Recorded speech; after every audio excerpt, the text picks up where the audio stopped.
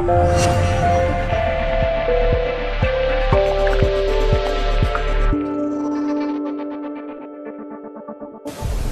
so hi everyone. It's my great honor to present our keynote speaker, Michael Lee Tushman from Harvard Business School. He is the Baker Foundation Professor and the Paul Lawrence Professor of Business Administration at Harvard Business School. And it is hard to introduce Michael in 2 minutes since he's opened so many fields of research that many of us here in the audience are still studying until today. One of the known ones is how can organizations both explore and exploit, and the notion of ambidexterity. I think it's very relevant and key to the theme of the conference today, which has on its title, Startup and Scale, right? These two contradicting things that large organizations and small ones are trying to achieve. One of the things that I would love to stress about, since Michael would talk about his work, so I only want to say that one of the things that I find very impressive and inspiring is that he truly demonstrates the ability to conduct research according to Pasteur's quadrant of both rigor and relevance. This is something he strongly believes in. He teaches how can research be both rigor and relevant, and it has made an impact both on the field, and it has demonstrated the ability for academics to lead the field, to lead the practice, to see organizations changing practices and processes, organizational structure, incentives based on research, and vice versa. I think if it weren't for his curiosity, his ability to truly listen to the field and to see what is changing and take from the field and study the field and then have this nice circle of studying it in a rigor way but making sure it has relevance and it talks to the field, that we haven't seen this big impact that he has. And I believe that in studying entrepreneurship and innovation, if we don't keep up with the field, we will be behind. So this is something very important for this conference today. So without further ado, thank you so much for joining us. Thank you, Hila. Thank you. So, hello everybody. It's my honor to be here at this conference, AOM conference, special conference on scaling. This work is going to be, as I reflected on my work, all of my work has been on internal entrepreneurship, scaling in incumbent firms. I spent my career in incumbent firms figuring out why they don't scale. So I want to reflect on that with you this morning. I'm going to talk a lot about my own work and my students' work and faculty and colleagues in the room in this session. But I want to, where's Wes? Wes Stein is here someplace? Yes. I want to shout out Clara, his daughter. This is my youngest student ever. So Clara, welcome to this session.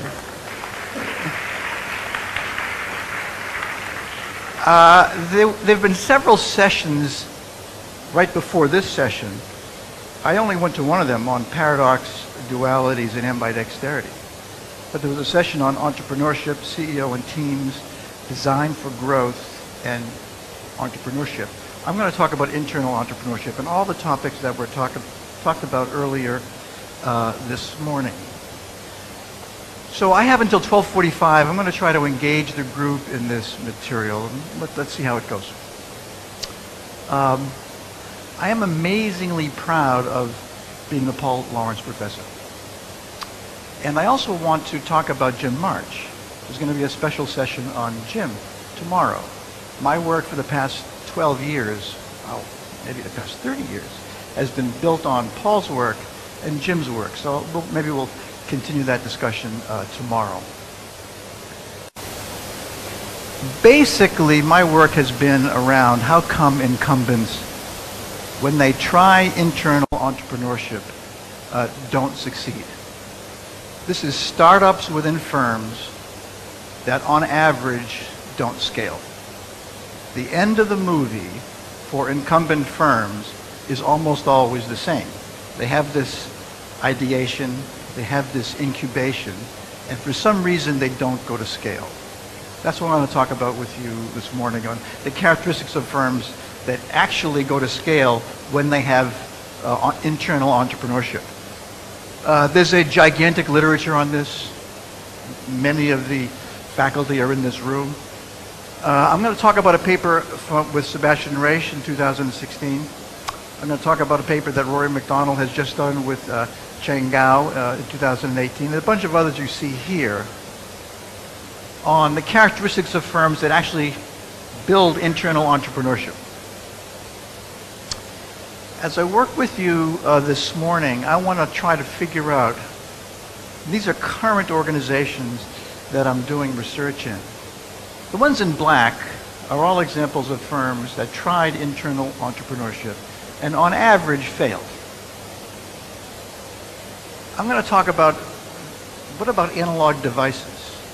What about Moleskin that discriminate those firms from Havas, Deloitte, fictitious WABC, which is a public radio company that one of my students is working in now, and Havas that actually tried it and didn't. So I'm going to try to do this comparative analysis with you this morning. And I want to start with, you can have incumbent firms doing internal entrepreneurship and going to scale. This is one example. This is Mary Trips's work, Giovanni Ghivetti's work. Polaroid, Fuji, Kodak. Fuji does it, Polaroid, Kodak don't. This is Blockbuster and Netflix. So there are counterfactuals to this notion that incumbents don't innovate, that don't deal well with internal entrepreneurship. And I myself am working at the school, at the Harvard Business School, and we are trying to do both exploit and explore simultaneously. Everybody in this room is dealing with this challenge of explore and exploit. This is not abstract stuff for professors. This is what we all are doing. For the old world is a world where faculty demand students come to us, and the new world is where the students are there and we interact with them over the web. So I want to talk about that also. I'm going to talk about this work with Charles O'Reilly. This is our attempt to synthesize both our work and the literature. We're going to talk about the work and my current work with you this morning. And this piece with Teppo Felon and Kareem on the impact of the crowd on the locus of innovation. I was talking with Hila yesterday. I actually think the crowd is a big deal, shifting the locus of innovation and challenging this nature of explore and exploit. And I think artificial intelligence, digital, it's the same thing. It's the locus of innovation when things can be modularized and the cost of computation dropped to zero. The locus of innovation moves from the firm to the crowd. So this work on different construal levels is fundamentally shifted when the locus of innovation moves from the incumbent to the incumbent and things outside, whether it be AI, whether it be analytics, or whether it be the crowd. So that was the intent of this special issue of strategic organization, is to get strategy people, innovation people, organization scholars interested in shifting the locus of innovation. So I mentioned it a few moments ago. Basic idea of the work that I've been doing and a whole lot of people have been doing is Jim March. I don't know where SOAR is. There's going to be a special session tomorrow with SOAR. This notion of explore and exploit comes out of the blue. This paper by Jim. And all of my work has been around how do you, basically this question, how do you build organizations that can simultaneously operate in multiple modes at the same time? And it's not switching, it's simultaneously exploiting and exploring. This is some work I did with Wendy Smith a while ago. We have this notion of streams of innovation. Our idea then, and with Mary Benner and with Charles, and more recently with Sebastian and Ila, is dynamic capabilities are rooted in playing these multiple games well simultaneously. And the games are this Jim March explore and exploit game. And I'm going to talk about Moleskin. I'm going to talk about analog devices. I'm going to talk about SIBA Vision and their ability to operate in multiple points on this strategy space. For those of you who are strategy scholars in the room, that's what I think about as strategy, is allocating resources so that you're funding both explore and exploit at the same time. Oh, and by the way, I'm also now spending a bunch of my time in public education. I think those of you who are in the public sector, the ideas that come from the private sector also apply in the world of public education.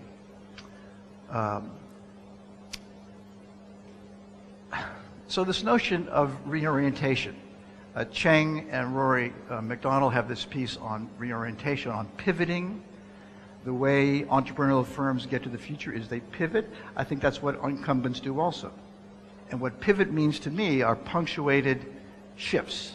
This is a work I did a while ago with Elaine Romanelli and Beverly Varani, is that firms get to the future, incumbents get to the future through both incremental change and punctuated change. I'm going to see if I can make that case more clearly with you this morning. But basically the notion is the way you get to the future is through these pivots, through these reorientations, because inertia is so strong.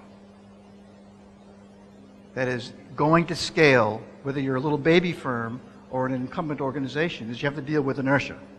And I think the only way to deal with inertia is to jump out of it through these punctuations. So Rory and Cheng have a piece coming out in Organization Science. This is pure startups. My work for today is not startups, it's startups within incumbents.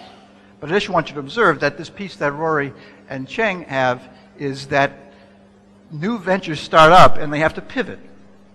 And what they discover, and with data from the robo-advisor industry and fintech industry, is that the firms that pivot are able to both anticipate these pivots, these revolutions. They're thinking about the future. And importantly, from my work with you this morning, is they're able to justify the reorientation. And when I say justify the reorientation, what I mean is pure passion. This is, we are pivoting from this to that, partly because of head stuff, strategy, and partly pure passion. I think where I'm going to go with you this morning is the only way you can do this explore and exploit is partly through head things of explore and exploit. Sure, Jim, that's right, explore and exploit. But the only way you can do it and make sense is if you have this overarching meta frame, the passion around why we're making this shift. So I'm going to talk about emotion with you a little bit later on. And I think that's what Cheng and Rory find. Although they don't call it passion, they have this justifying reorientation, which to me is a head game. I want to talk about, and for those of you with strategy people in the room, and organizational theory people, I need you to be comfortable in my session with like pure passion. But that's the why, when you actually answered my question, it was, you had this like passion about doing both. Being concrete construals and abstract construals. I believe the only way you can do that sensibly is if you put it in the context of some passion. This is why we're doing it. I'm going to see if I can make that case with you this morning. So Charles and I, our work on structural ambidexterity is a story of multiple strategies coexisting. Multiple business designs coexisting. And my work with Charles, like conceptually, is said, hey, partly you do that by having this overarching identity, this overarching vision, this overarching passion. We're here to make the world's greatest containers. I'm going to talk about that in a second. That's an overarching identity that permits the Ball Corporation to explore and exploit at the same time. And when I say explore and exploit, it means completely different organizational architectures. And when I say architectures, I mean structure, metrics, measures, capabilities, and processes. And you have these multiple architectures going on simultaneously. And where I want to go with you this morning is partly what I'm working on now is not the organization stuff, which I'm pretty convinced on, even though there's a lot of debate in this room, is the senior teams able to have these multiple construals, in Bach's language, multiple ways of being both concrete and abstract simultaneously. Both these cognitive and emotional frames is what I want to sort of focus on this morning. So, the failure of success is pure inertia. The issue for entrepreneurial firms inside incumbent organizations is you have to deal with the inertia of exploit. So in Denver Public Schools, where I'm doing this work, the old-fashioned way of teaching is a teacher comes in and teaches math the old-fashioned way. And because the schools, at least in the United States, are not very good, they have to fix the schools. And as you're fixing the schools, you're building in more inertia and teaching the old-fashioned way. Exploration is there other ways of teaching.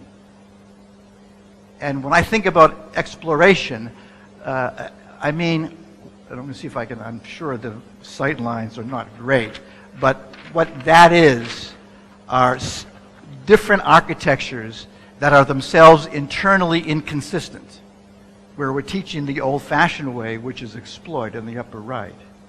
And we're figuring out blended personalized education on the left. And blended personalized education in the beginning doesn't really work. We're figuring out how to do that.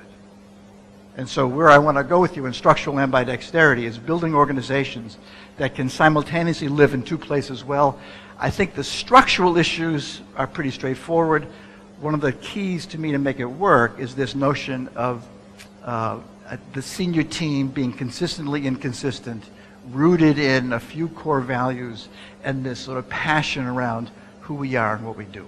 That's where I've been spending my past couple of years, is not on the structural question, which I think is pretty well settled business, than in the senior team thing on actually how you do it.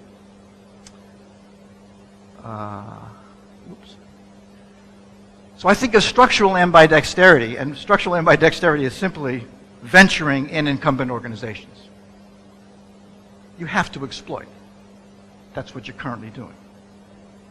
At HBS, I have to run the Program for Leadership Development. I have to run the Advanced Management Program, and I got to run it. That is a total exploit strategy for me personally. And someone else has to do the explore. And that's my friend Kareem. He's doing Harvard Business Analytics, HBX, which is a totally different thing than I'm doing. And we both report, if you will, to the dean. He's running the structurally ambidextrous organization. High differentiation, straight from Paul Lawrence, targeted integration, and a team that can hold paradox. That's all this great paradox work is the team has to hold the inconsistency between explore and exploit. And where I want to, again, focus on now is teams, what are the characteristics of teams that can do that? So, and by the way, where I'm going to go with you is, well, let me actually go to there now. I personally discovered this identity thing and passion through this fellow, John Fisher, who's an alumnus of the Harvard Business School. He's the president of the class of 42. I have the class of 42 chair at Harvard University. I was invited to talk to the class of 42. 65 years after they graduate, they show up on campus. And I'm talking about my research on ambidexterity. This fellow, John Fisher, says, hey, this Professor Tushman, this is great stuff. Please sit down. I want to talk to my colleagues. He left Harvard, went to the Ball Corporation, and he built this organization. And he said, the way we evolved at the Ball Corporation is through wooden buckets, moving to glass containers. We bought an aerospace firm because we needed the material science technology to get into metal cans. And he picked up this plastic water bottle and said, this is our product. This is more than 100 years of explore and exploit. And what holds it together is, I believe, this notion of, at the end of the day, all we care about is being the world's greatest container corporation. That is a statement of strategy, but more, it's like passion. He has like 20,000 people who are passionate about containment, and they're indifferent as to how we do containment. That provides the clarity as to why we're doing these inconsistent things, is because we're in this game of containment. I said to John, hey, that is something really important here, and that's what I've been doing for the past bunch of years.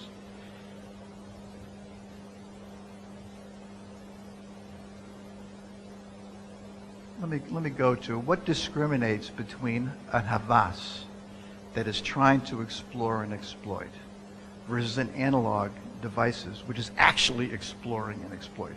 Let me go to that now. And it's basically, I believe, this senior team stuff. And this is, by the way, an ode to Richard Hackman. Some of you know Richard. Richard did this really nice piece before he died with Ruth Wagaman on ironies of senior teams. This fourth irony is pretty important. Authoritative dynamics pervade leadership teams and complicate processes, but I don't want to talk about it. You cannot have multiple construals about you unless you talk about it. Unless you have a team that actually talks about, oh, we have multiple construals. We're being consistently inconsistent. And if you have teams that are not willing to do that, they will not be able to play out this explore and exploit game. So this is a piece that I did with Sebastian Reich in Org Science 2016. We basically had 6 organizations, and we induced what discriminates between more and less successful internal entrepreneurship. And basically what we found was the way you do this structural ambidexterity and going to scale is having the explore completely supported by the senior team and completely uncoupled from the rest of the organization. We want to have the explore crowd, which is the beginning of a product class, separate from the exploit, which is the mature stage of a product class, but supported by the senior team. But when the explore, what we found, what Sebastian and I found, is when the explore, the variance that comes from exploration, again, by the way, you're having multiple exploratory experiments. When you have an experiment that works, the clients love it, the customers love it, there's a business model that works, then you have internal legitimacy. When you build internal legitimacy, this is a social movement story, all of a sudden the exploit wants to explore because it works. We can now sell coffee the old-fashioned way at Unilever and the new way because these pods actually work. And once you have legitimacy, then we're going to go to scale.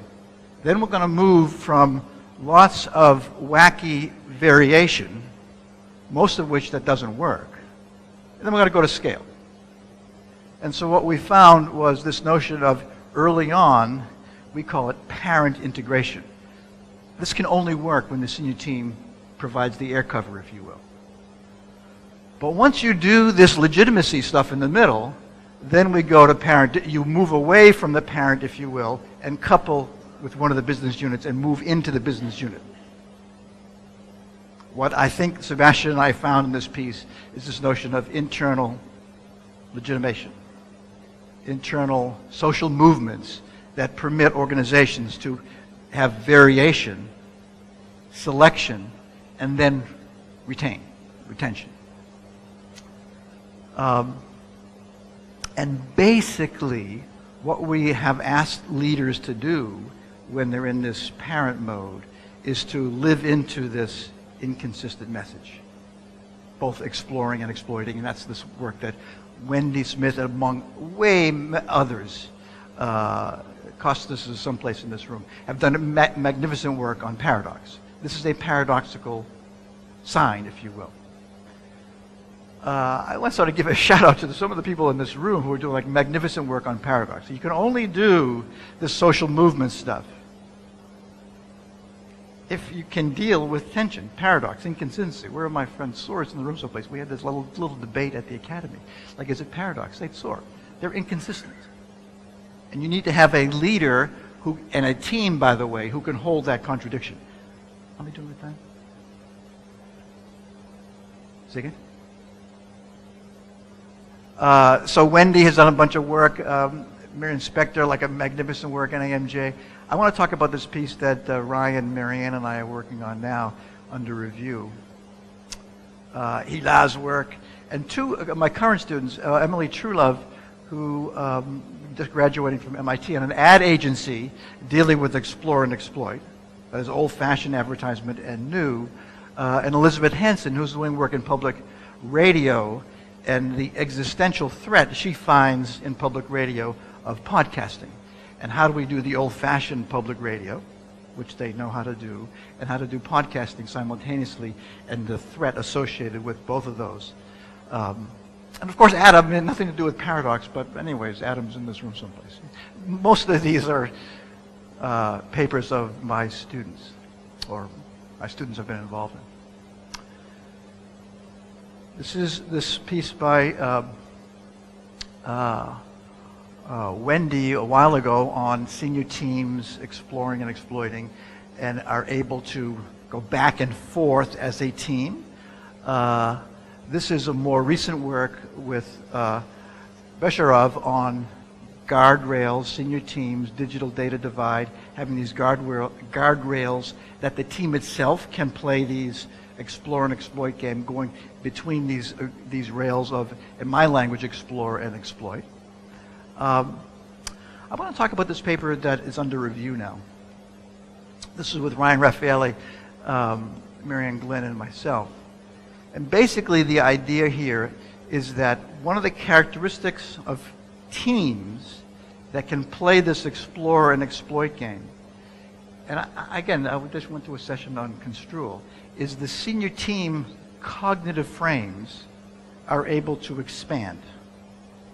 That is, inertia drives senior team cognitions to contract.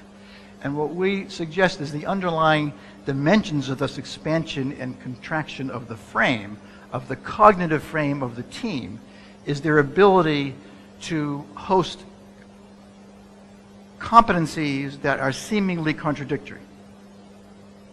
Old-fashioned advertising and web-based, crowd-based advertising. Those are completely different capabilities. Old-fashioned journalism and crowd-based journalism. Those are completely different capabilities. Senior teams that have the cognitive ability to hold multiple capabilities simultaneously are able to have a frame that permits their organization to expand their competitive boundaries.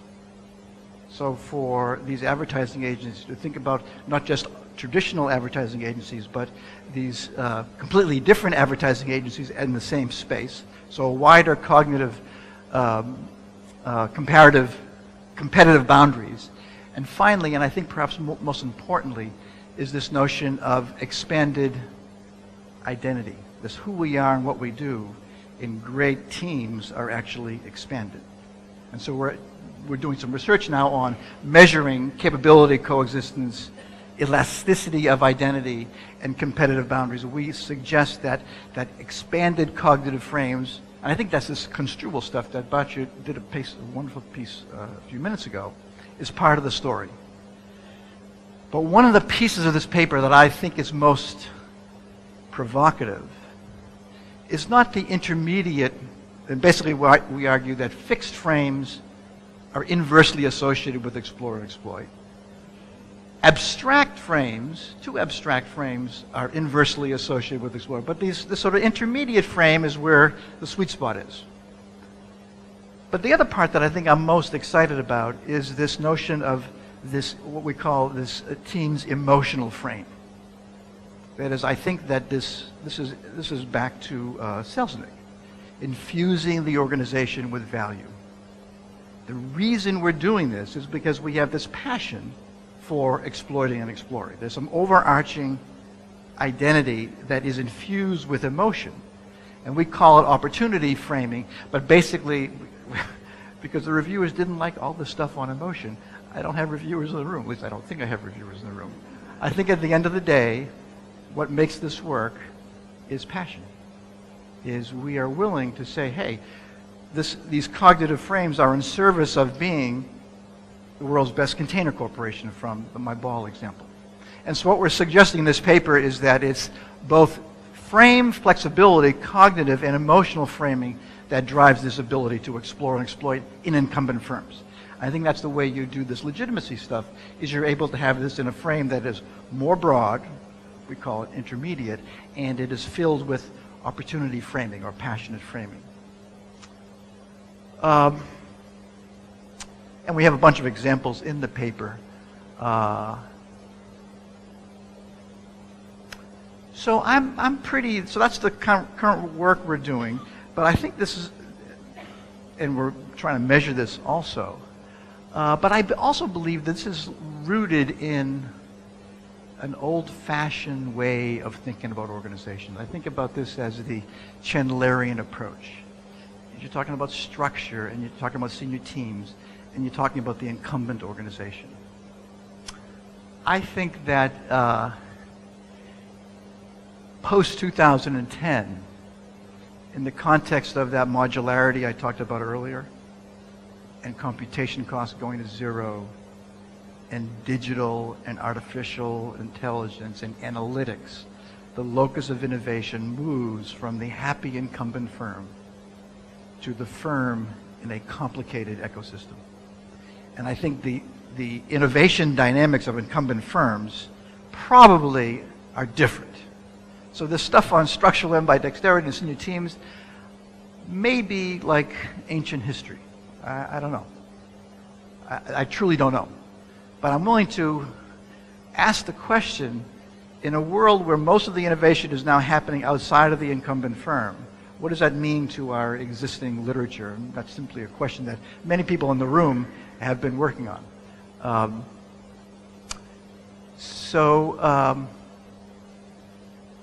That's the purpose I mentioned earlier of this piece with Teppo and Karim, is to challenge our strategy, organization, innovation scholars to rethink about how to think about innovation, organization, and strategy in the context of the crowd, openness, and big data. So one of the my batteries are not working. So this is Hila's work. This is Hila's work at NASA. Hopefully you know this paper. This is a dissertation piece. And there's this crowd at NASA, and they're trying to work on like things to keep astronauts safe in space. These scientists are grappling with open innovation. And these heliophysicists have to deal with the fact that the crowd solves their problem better, faster, and cheaper. The beauty of that work is, one, the demonstration of the power of the crowd. And two, that of these 100 heliophysicists, the vast majority completely reject the crowd. Openness. And my favorite picture here is the fellow who wins the prize. This is a competition of,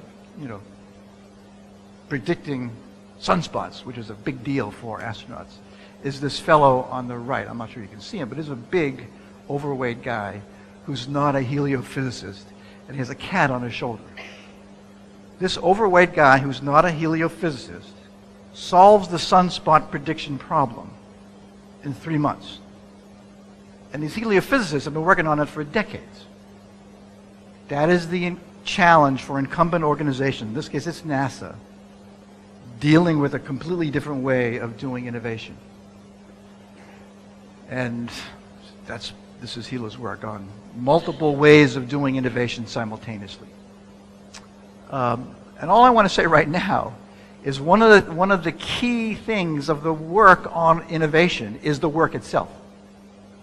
The work of the scientists shifts from doing science the old-fashioned way to doing the new way with the crowd.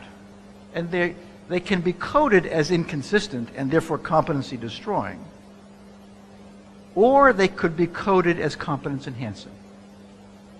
The framing of it makes all the difference. And I believe the framing of it, if you will, this construal, depends on Jeff Davis, who's the general manager, or the manager of these heliophysicists, having a frame that says, we're here not to do research, everybody. We're here to keep astronauts safe in space. When you have that kind of construal, when you have that kind of passion around keeping astronauts safe in space, now I think I can do it. I get it.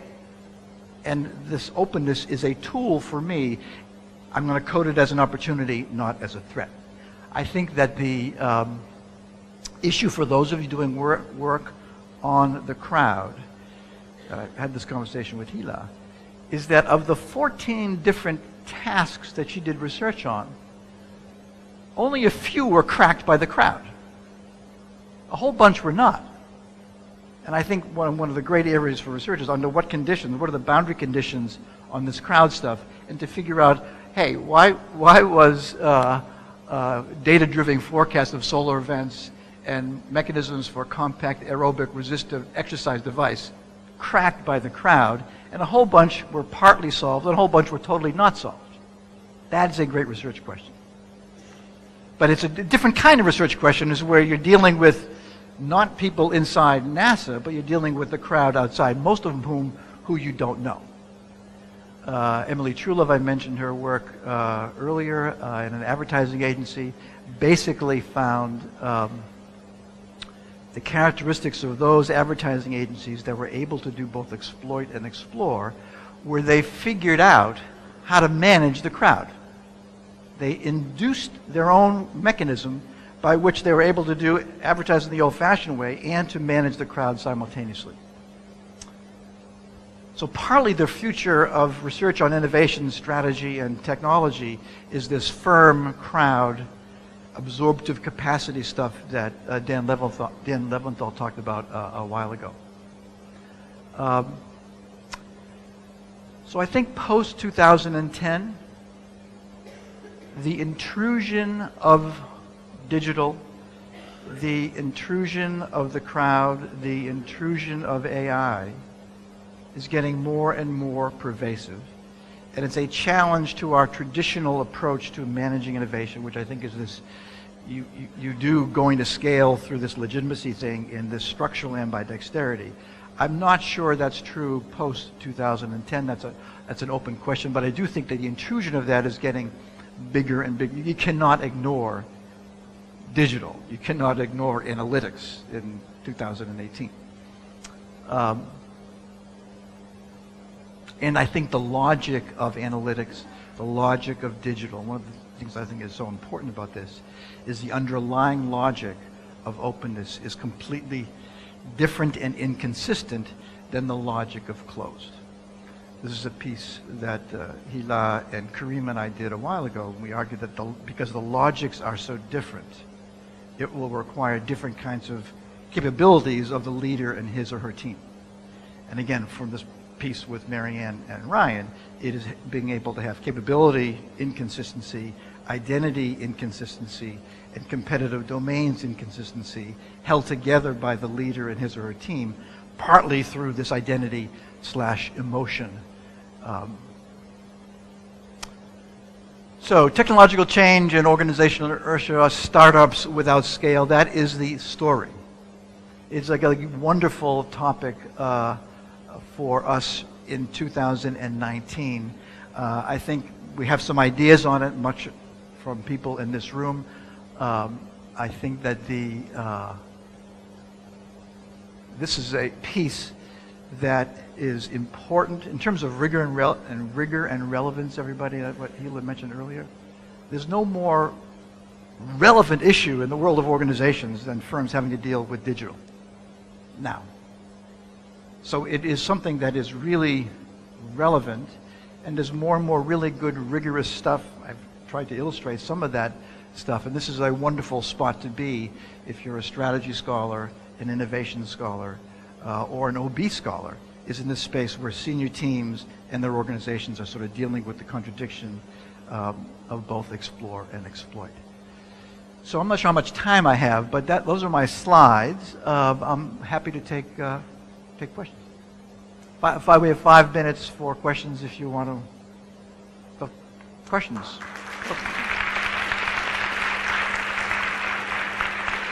Yeah, so let's take some questions, and I'll repeat the questions so that everyone can hear. Yeah, sir.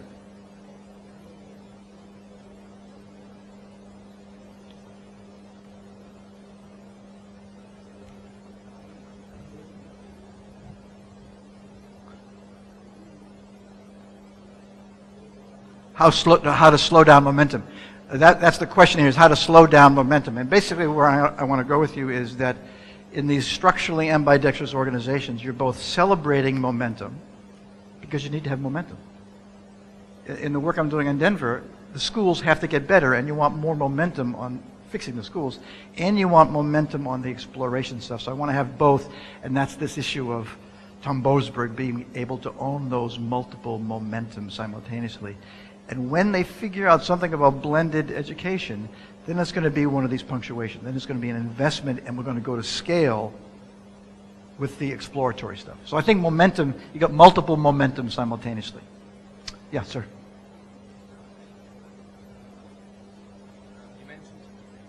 You mentioned the importance of leaders to balance, exploit, and explore, and you talk about passion or this purpose. What role of corporate culture do you see in this? Yeah, no, I think culture is super important, but we know culture. Like, we know culture. Yes, it's important. What is way more important now is having senior teams are able to legitimize multiple inconsistent cultures. That, to me, is the key. Is senior teams being able to live into paradox and being able to say, yeah, we're both exploring and exploiting. I have a culture of exploit and a culture of explore. And people say those are inconsistent. You say, yeah, they're inconsistent because they have to be. And that cognitive complexity, those construals is, I think, the key is circa 2018 is not so much the culture stuff, but it is how do you deal with these paradoxical cultures, I think. Yeah.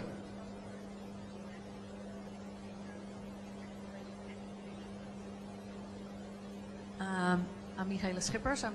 From RSM, I'm doing a lot of research on team reflexivity, the extent to which teams think and try to learn and see if they're on the right path.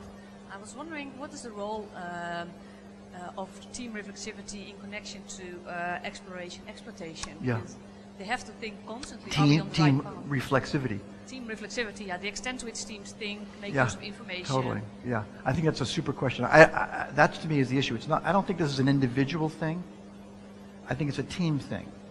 And teams being able to reflect on what we're doing and how we're doing. That's why I think this stuff that Wendy's doing and Mariah are doing on teams and Miriam is doing on teams is like so important. It's the team having the ability to reflect. So I think that's great. Anybody else? Yeah, in the back. I want to be sensitive to the time. I'm not. Let's take the last question. It's very interesting you mentioned about emotional framing in innovation. My question is that, is emotion framing related to prospect theory? Because generally we think about prospect theory from the perspective of cognitive framing. Yeah. So. Yeah. So let me ask a question. Do you think prospect theory has the capacity to deal with passion? Well, that's the answer to the question. That is totally the answer to my question. There's nothing wrong with prospect theory. But I want to add to that, like pure rationality, pure strategy, and emotion.